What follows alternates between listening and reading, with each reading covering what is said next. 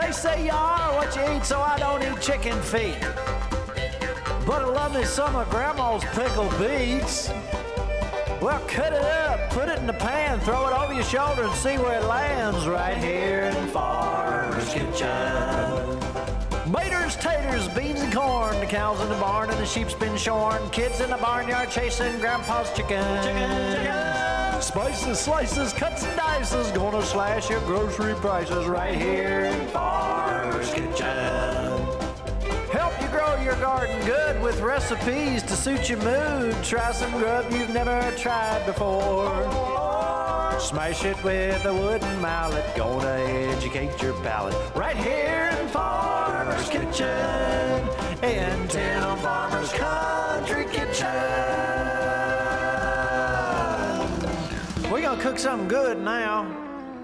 Hello and welcome to the Farmer's Chow Wagon. That's right. Isn't it nice to be outside? It is, finally. It's not too hot. It's not pouring rain. That's right. As it has been lately. But you know what? We took a trip recently, and anytime that we take a trip, we immerse ourselves in the local culture, the local food culture. What do you think about when you think about the Outer Banks?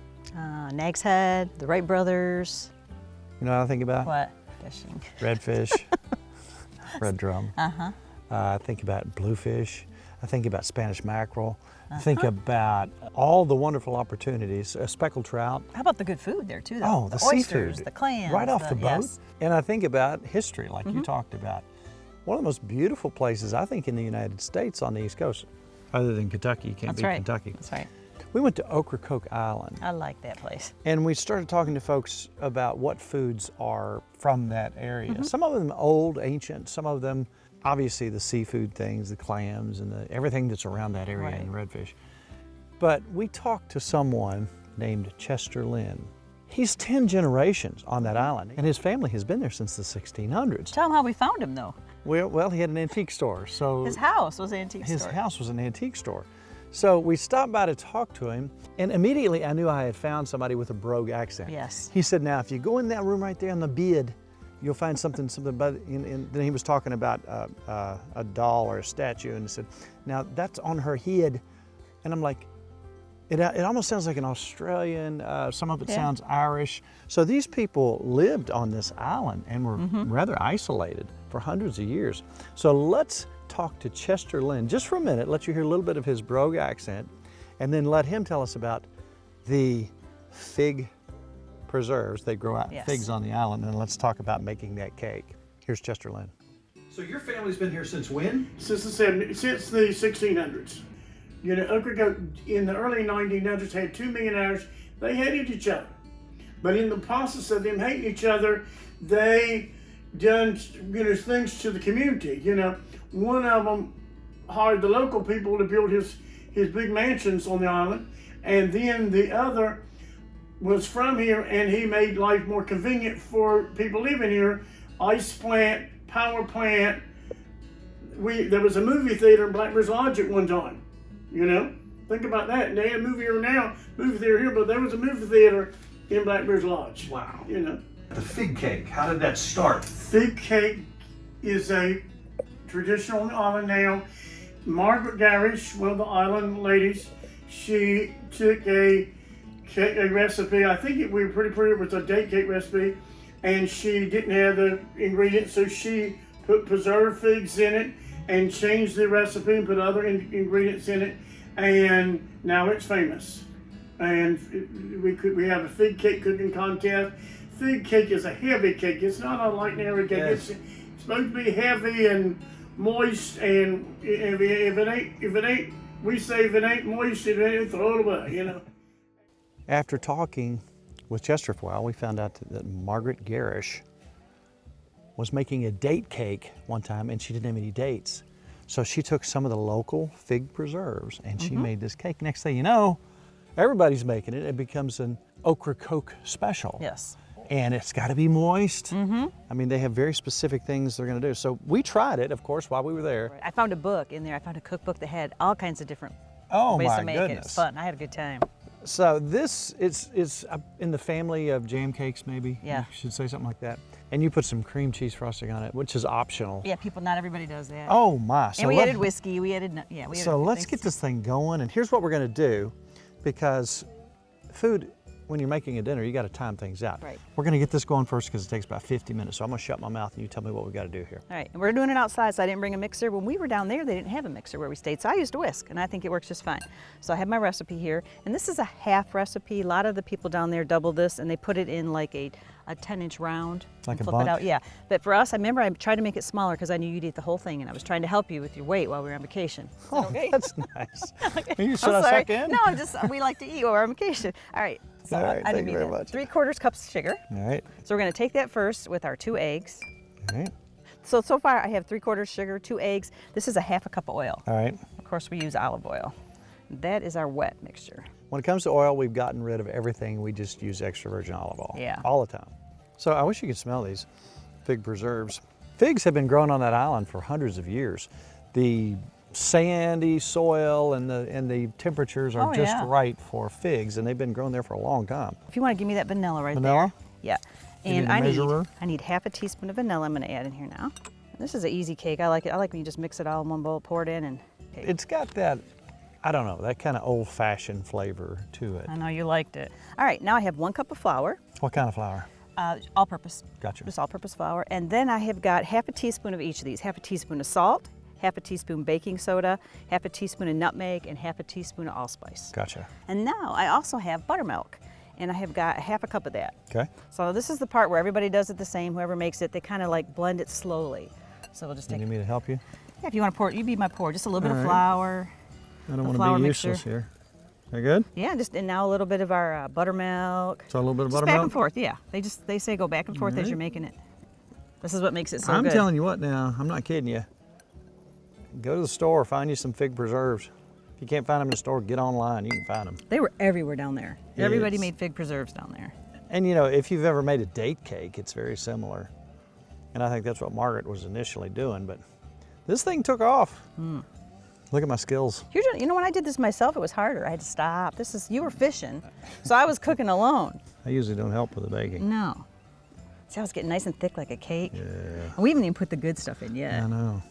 Now, if you have a chance to get to the Outer Banks, we stayed on Hatteras, and we stayed in an area called Slash Creek. It was a fishing community. That's It why was you a liked fishing it. community. You loved it. There are fishing stores about Is that everything? every 10 minutes. You'd look up and see a. Yeah, you were miserable, weren't you? I caught flounder right off the bat. Ended up catching some big redfish. Yes, we did. Let's talk to Mr. Revere here and just talk a little bit about the redfish in that part of the country. Captain Justin, you made it happen. That was a good day. I mean, is that a typical day? Yeah, I mean, we can easily catch some redfish. You know, anytime the wind's blowing, we're gonna have redfish bite. If it's blowing a little bit harder, we might have caught some. Seriously? But around here, just about any time, we're gonna catch red drums. So you've been doing this a while. You said about 11 years down here? Yeah, 11 years with this boat doing this, and then before that, I was offshore mate for about 12 years. So that's a lot of years. And you were in the Coast Guard before that. Correct. Always on the water. Yes, sir. Yep. Now let me ask you a question. I suppose you eat a lot of fish. Yes, absolutely. Well, you can cut anything up in chunks, and shake it up in Right. house archery and fry it, but What do you like? I like just simple season, sear it, and Pan skillet. Yes, sir. Yeah.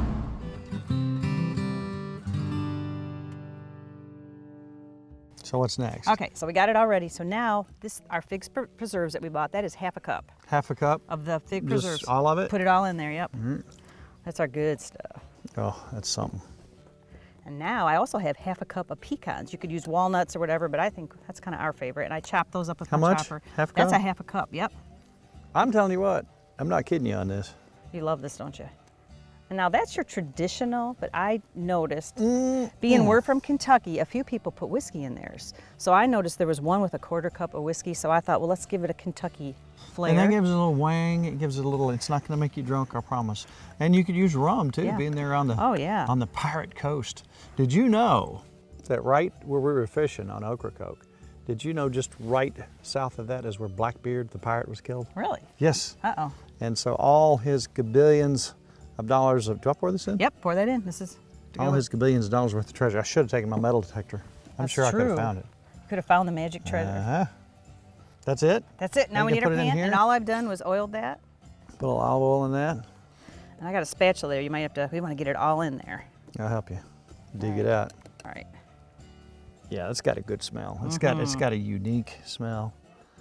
If you like dates and you like figs, and you like preserves, it's got that, I don't know what you call it, old world taste. You liked it. All right, now I'm gonna take this, we're not gonna cook this outside tonight, that's okay. In the oven, 325 for 50 minutes to an hour. Don't let me forget about it while we're cooking. Now you could do this in your Dutch oven, but we want to put it in the oven and Yeah. make sure we got quality control. We want it to be very moist. That's right. Got to be moist. That's right. I'm gonna go throw it in the oven. And I'll get the fish ready.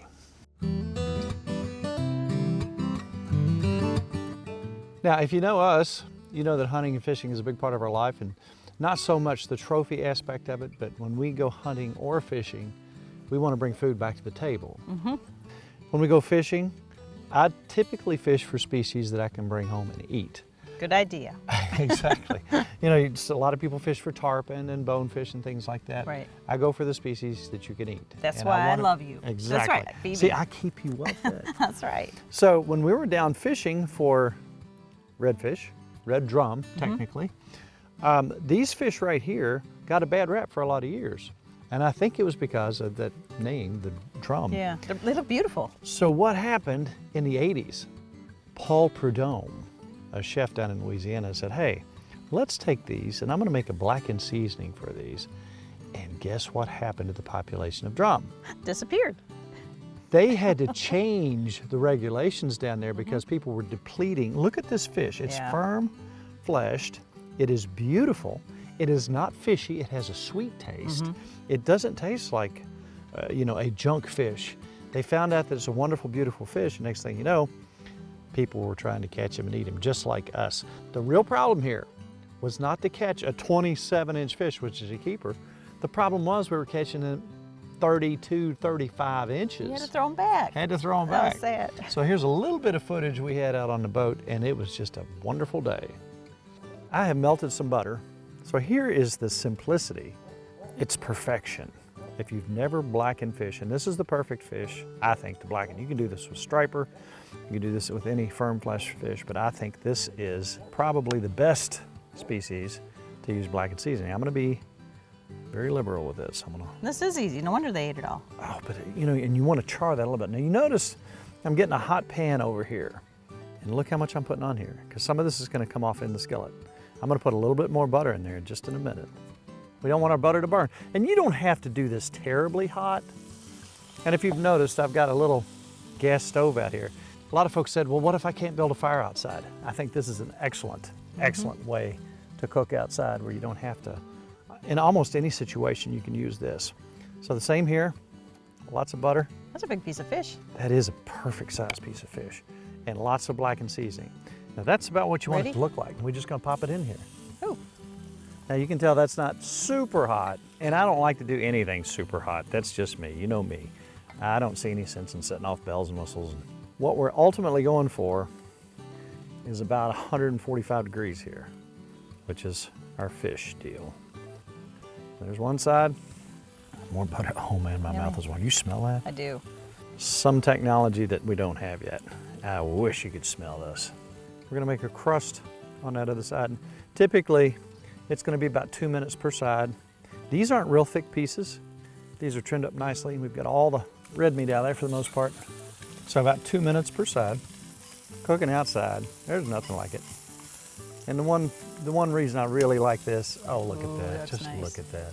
The one reason I really like this fish, because if you notice when I flipped that over, it didn't come apart. It's a firm, That's firm, yeah. firm fish. We got more in the freezer. Oh, I'm so happy.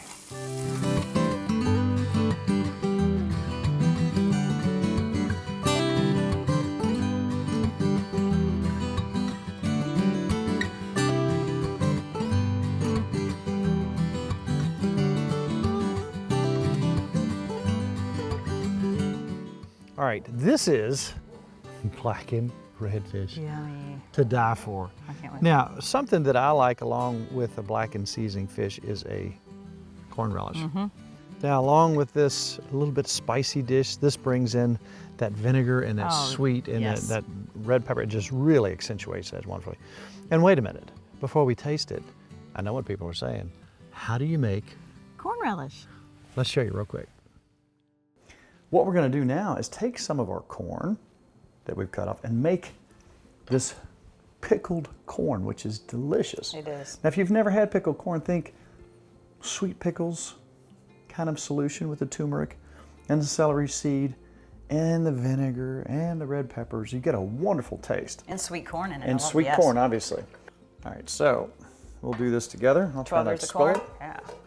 And this is some fresh, wonderful sweet corn. And we boiled this, blanched it, kind of chilled it, and I cut this off the cobs. It's hard not to eat it right there. I ate a lot of it already. I know you did. I watched you. I know. I can't help it. I can't resist it. I'm gonna use my chopper because it makes everything easier. You know what? I really like a red pepper in these, a sweet red pepper. I think it really lends itself well So mainly to red. the recipe and the end product. I mean, look at that. It just looks pretty. And the celery in there gives just a little bit of crunch. Well, we need about a cup of pepper, so let's see if we can get a cup of this.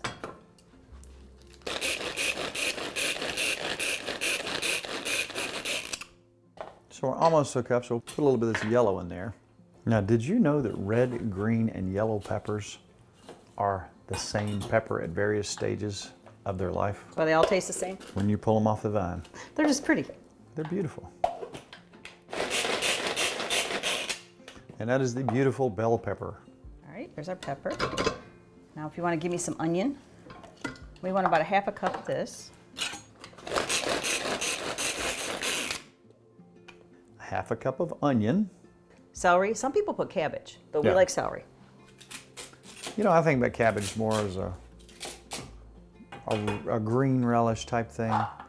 And it's gonna have a little bit of green in it, but that celery kind of blanches out. You don't see a whole lot of green in there. Just gives it a nice crunch. And a nice taste. Celery really works well with that. You know, this is kind of like your mom's chow chow. You can use whatever combo you want. She's always said that. Put in what you like. As long as it gets up to about 2 cups. And there we got 2 cups. Now look at that. Pretty It colors. already smells delicious.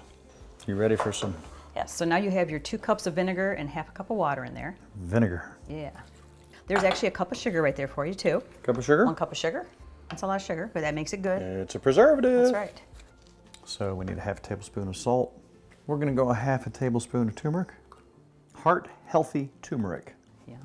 And what an interesting, wonderful taste that brings. And here's some celery seed.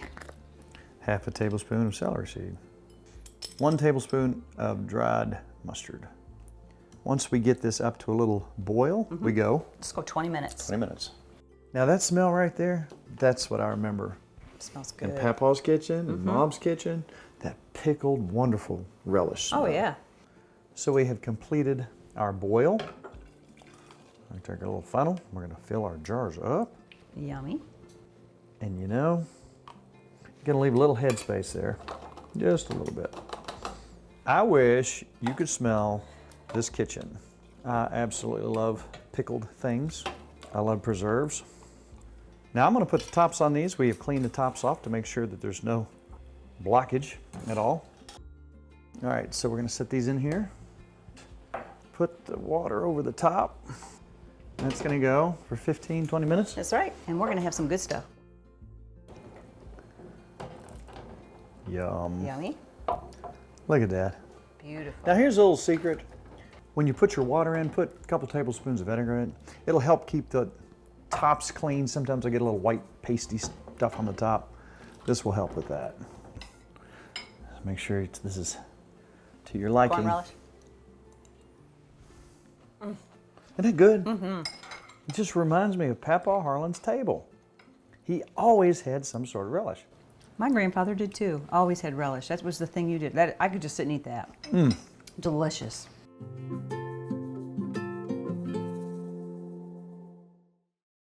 All right, Mrs. Farmer.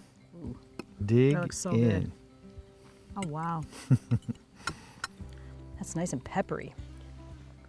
That fish is amazing. That fish was made to be Oh, blackened. that's so good. There's nothing better than blackened fish. Now you can blacken catfish, you can blacken trout, but my favorite is this and striper. That's delicious. That's delicious. Well, we ought to eat this and come back with our secondary meal that's very popular there. How's your cake coming along? It's doing good. It's got a little more time. Okay, I'm excited about that. All right, let's have another bite.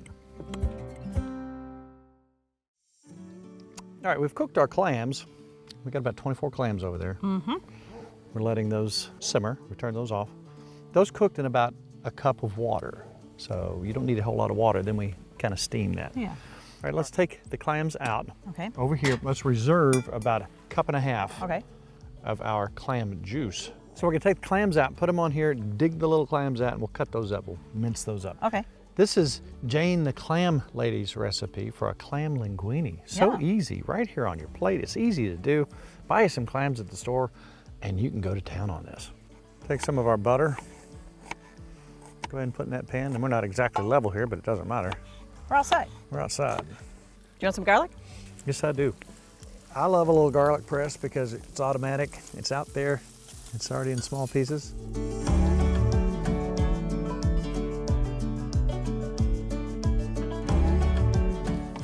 This is some whole grain linguini here.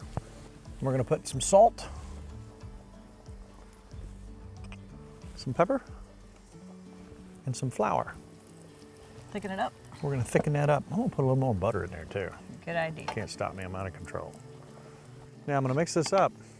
And meanwhile, we've taken a little basil and we added what we like in here. A little basil, a little oregano, Fresh. fresh, and some parsley.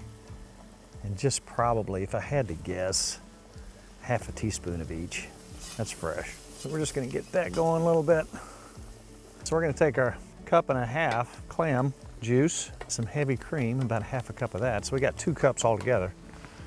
I'm just gonna pour in here. Now that flour Yummy. and that will begin to thicken up. 1/4 cup of wine, white wine, that's a Chardonnay. We're gonna take our clams, put those in, along with a little more parsley. And remember, we put some fresh basil and fresh oregano off of your stash out back. That's right.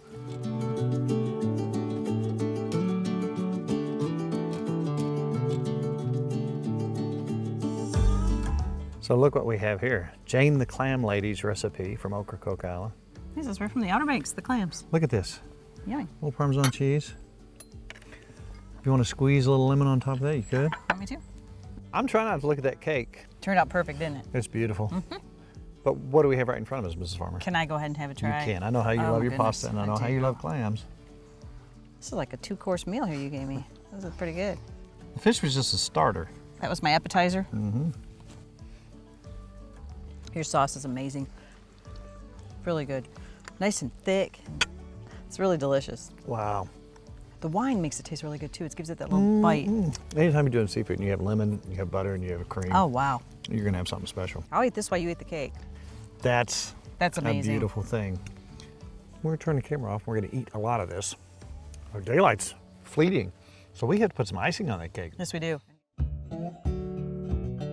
So we've got your cake. It's still warm. Sat for Oh, half you an can hour. smell Oh, it. it's perfect. Look at that, perfect. Little cream cheese icing. And what do we do here? I have about a half a container of cream cheese and half a stick of butter, about 4 ounces of each. I'm just gonna add some powdered sugar till we get it where it looks good. And you know what? Here's some cream. You wanna add a little cream for me too? You want me to? How much is that? I'm just gonna pour a little until it looks good. Do you want all of it? No, just Just put a a little little bit? bit. Yeah, I just kind of make Heavy it till it looks cream? good. Yeah. All right, let me see what that does. No calories. No calories. I like making icing where you just kind of do it till it looks good. Okay, stop there. This might be perfect. We'll just Okay. the sugar. Heck, you could put a flavor in here if you want, but this cake doesn't need it. You want to put icing on your cake? Oh, I want you to. You sure? Oh, I know you like to. Oh, would you look at that? It's hot, so it's just kind of going to be all. It's not going to be pretty. It's just going to You be. act like you've done this before. It's just going to look. It's going to be tasty. You don't need a huge amount of this. No, you're not even supposed to have this.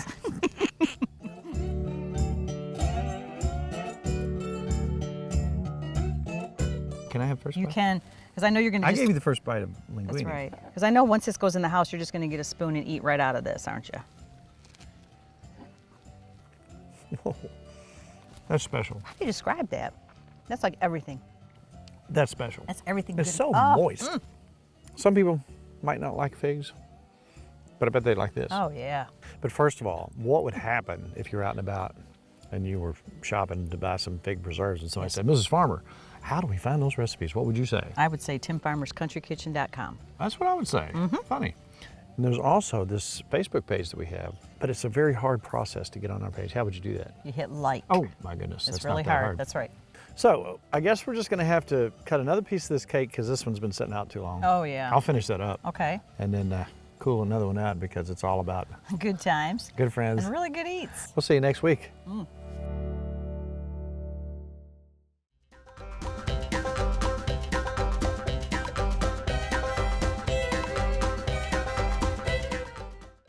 Funding for Tim Farmer's Country Kitchen is brought to you by Boone Contracting.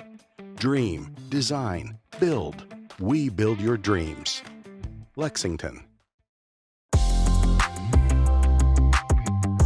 Wilderness Road Hospitality, Stanford, Kentucky. Buck's Grill, cooking for the folks since 2008. Maysville, Kentucky.